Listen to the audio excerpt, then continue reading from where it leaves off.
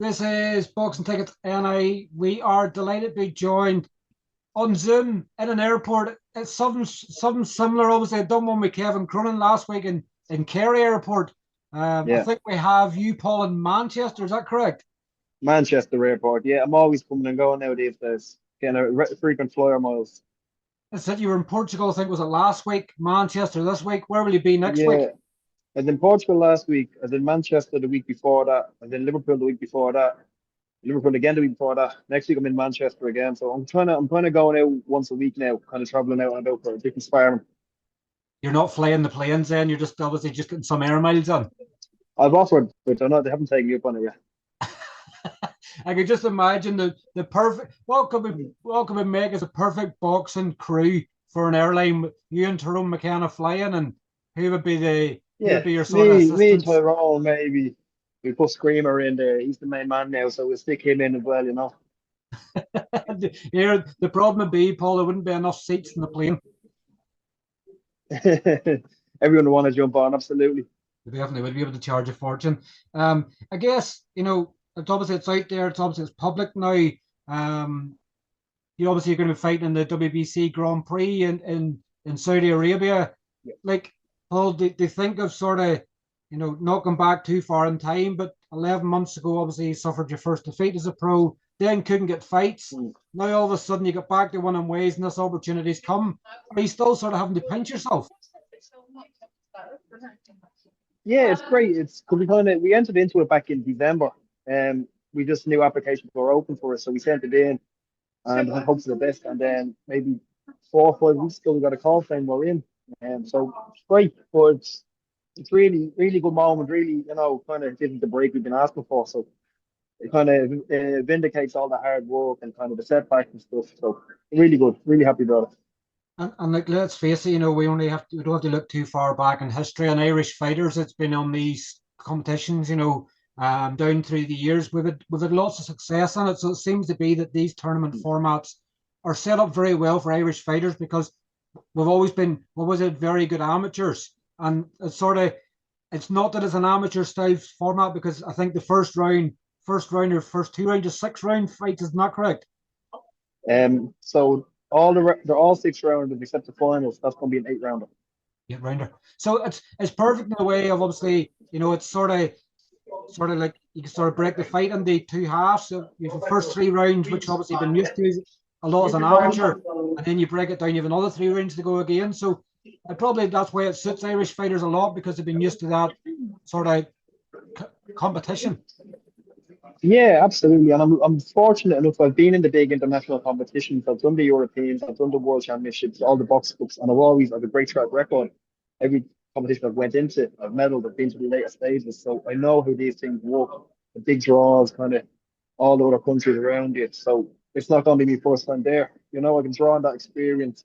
Even now, I don't think we're going to get an opponent until we get over there. We're going to weigh in and they'll do like a blind draw, just like the amateurs. So I've been there. So I'm in a good position going into it. I'm very confident, very, very confident.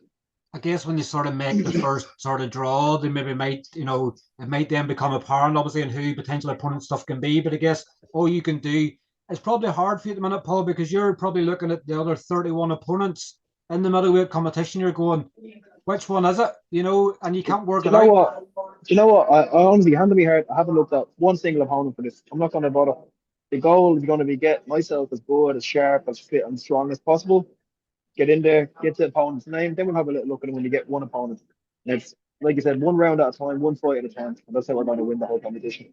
And it's like, particularly when there's 128 injuries in total over 4 weight campaigns, it's hard to keep up to Yeah. date with it. And somebody maybe might pull out with an injury, and then you're going, Frankie, where's this guy come from? Yeah. Well, this is it. Yeah, with professional boxing, there's no real guarantees. But my goal is just get in there, get the first fight, win that, and then they're all going to be looking at me. They're all going to be looking at making plans for me. I'm going to be the man to beat in that tournament. Like, when does he? I don't think they've announced yet when the first sort of round of it is. Is it any time Uh, soon? I guess with all this yeah, sparring, it's it must be soon. Easter Easter weekend, so the 17th, 18th, 19th, and 20th of April. So 4 weeks. 4 weeks. And so the Yeah. first round then is that over that 4 day date, or Yeah, so each day for the competition is for each weight class. So We're on the 19th. I'll be fighting on the 19th. And then, so once you won in the 19th, then how long do you have before the next round? They sort of work They're that doing far out? it. Yeah, they're doing it every 2 months, so about kind of 8 weeks in between it. So it's ideal. So it'll start in April and it'll bring me right down to December. So the full year I'm going to be fighting for. It's a long process. Sort of, you think of all this sort of the round of 32 stage. Obviously, to get to the final, obviously within that time period, it's going to be a long camp, but it's something that you've been well used to. You've always been in the gym. I Yeah. seen a picture you put up the other day. You thought you were in a strongman competition. You were that you were that well physiqued up Yeah. after a session. No, you can ask anyone. Like I don't do camps. I'm in the gym every day, twice a day. So it's great and it's activity. That's what I've been asking for. So I'm gonna get 5 fights in 6 months. It's absolutely ideal. And I couldn't ask for a better situation. It's gonna suit me to the ground. And like, if they sort of, I guess you'll not look too far into it yet. You don't want to get too far ahead of yourself, but like, winning obviously this competition, where does that sort of leave you lines for? Obviously, I know the finals an 8 rounder. It's probably going to get you highly ranked up with the WBC. Well, I'd imagine so. And even like you're gonna skyrocket through box rec once you take these people's rankings, they're gonna go pretty high. But the whole thing is like, is who's gonna be watching that? It's the networks is gonna be there, who'll be ringside, you don't know who's gonna be watching. So a couple of good performances and one of the big dogs might take a liking to you. Eddie Hearn might see something, take a little shine to you. So it's every fight is a chance to change your life. We only have to look 10 months ago, Paul, and obviously another Irish fighter's career was changed by fighting out in Saudi Arabia and Anthony Kakachi. Yeah. It's Turkey Al Sheikh takes a liking to you the way he's like some of these other fighters, and the next thing you know, you could be a poster boy for Saudi Arabian boxing. That's it, absolutely. And now even like with the stuff with Dana White coming out, there's so many opportunities now. So it really is this is the best time to be in boxing. And like your music and the style and the way you carry yourself, Paul, like you're made for these big screens. Like hopefully they let you have your music because your music's probably nearly as good as your fight sometimes. Ah, yeah, absolutely. That's why I almost put more thought into the war game music and the actual strategy for the fight, The first thing I think of, what will I use for this stuff like? And like I guess like when you sort of look back on it, a defeat's sort of been good for you in a way because if you hadn't have suffered that defeat, you might have stayed at 154. You've had a fight now at 160. You're looking strong. You're looking healthy. You're looking back to yourself at 160. And now this competition's coming. You're going, this has worked out perfect. Yeah, no, the stars aligned absolutely. Like, and then I was only talking if all of the fights that fell through for me, if they all came true, I would have had too many fights to even be into this competition. So it worked out perfect. Yeah, I think there was a limit of 15 fights. You have to Yeah, be under 26 as well, so you just about scraped in there. yeah, literally it worked out perfect. It couldn't have been better. So for once, all the bad luck I had actually turned out to be good luck. So shows there is a bigger picture there. You just have to keep the faith. It's that perseverance, isn't it? Obviously, it's Yeah, everybody's going to go through a defeat at some stage in their career, and it's if you had went, you know what, I'm going to take a year off out of the ring. These opportunities could yeah. have passed you by, and somebody else could have got the opportunity. 100%, and I think I'm actually the only Irish fighter in this competition, Yeah, which is great, you know. But yeah, like I was only talking to, I have a young lad, young Hayden Dunn. He does a bit of amateur boxing, and he had a bad loss, and he was kind of getting disheartened by it.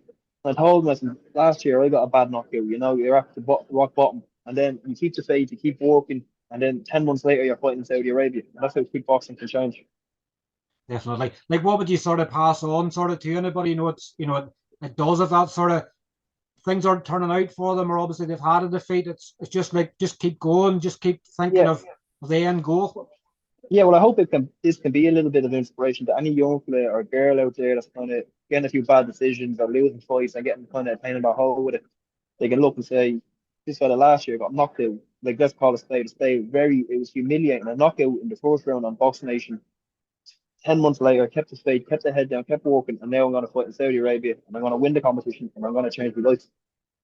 So keep the faith. And I said, if you love the game will love you. So it's all about it's not about the outcome. It's about the journey, the process of it. The other thing I'm thinking of, Paul, here is obviously your missus, obviously your last fight. She was doing the live feed for everybody, but she was also drinking at the same time. Like, what's she going to do over the Middle East when she can't drink? Oh, she'll be bleeding shag, won't she? No more mega points of wine for her. like Johnny Depp, she was on the mega pints of wine. That was as impressive as your performance. Did you Yeah, think it's 3 pints of wine in the course of your 6 rounds? I think she took the attention off my fight. People were more interested in her than the fight. I hear the teas bond well together. Obviously, there's always plenty of banter and everything else, but per her, she's not going to be able to have any alcohol in the Middle East. Ah, yeah, no, it's great. Even like she's from over now. Whenever I'm in the UK, she'll come with me most times. She'll help me. She'll take the car, rent the car out and drive me and stuff. So it's great having her there. She's a big asset, and she's a physio, so she looks after the keep body ticking as well. So I couldn't have picked a And she better does the one. cuts and stuff now as well, doesn't she, in the MMA circuit? Yeah, she does the cuts with the MMA. She's very busy with the MMA. She done my corner last year and the one I got knocked out in. So we're saying that she's the bad luck. She's the reason I got knocked out. Oh dear. Yeah, she loves to hear that. So she's not been to your corner for the Grand Prix then. She's barred from the corner. She's barred 20 foot from the corner. She's the bad luck. Or what about have her in the corner of the opponents? Yeah, maybe you can do that. Yeah, she can sabotage them. What makes you, Paul, so confident going into this Grand Prix that obviously that you're going to be the one at the very end that's going to be the winner? I've talked about it before, and a lot of people in the know talk about how good I am.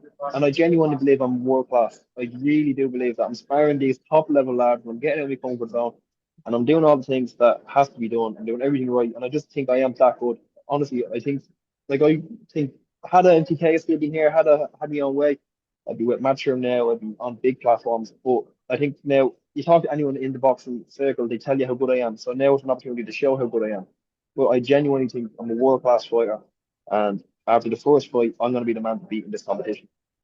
Hopefully, fingers crossed, you don't have a luck like our McKenna had, where obviously he was a tournament favourite for that one out in Yeah, Japan and then ended up getting cancelled. But like the, yeah, the end goal for you is obviously to win this competition. You're then going to put yourself in the shop window for a big contract with a big promoter, and that's your life change for absolutely. you then. Absolutely. Yeah, the goal now, like I said, first round for the first fight, win that and just keep knocking them down, line them up and knock it down. And then this time next year, we're going to be in a complete different place. By millionaires. This time next year, Rodney will be millionaires. But look, I know you're going to obviously board your flight now to come back home. Obviously, have a great weekend. Obviously, back home with Thanks, obviously the David. family and the Appreciate it. missus. Yeah, Obviously, we hope thank the you very next much. couple of weeks goes well for you in camp, and we'll catch up with you between rounds of obviously Yep, the Grand Prix, obviously, and see how we're getting on. absolutely. I'll let you know how the Saudi life is. So 100%. Yeah, another Thanks for Paul. having me, Stephen. Great to catch up with you. Speak to you soon. Thanks for the platform. Cheers, mate. Cheers. Take care. Thanks. Bye Bye bye. bye. Bye bye. Bye.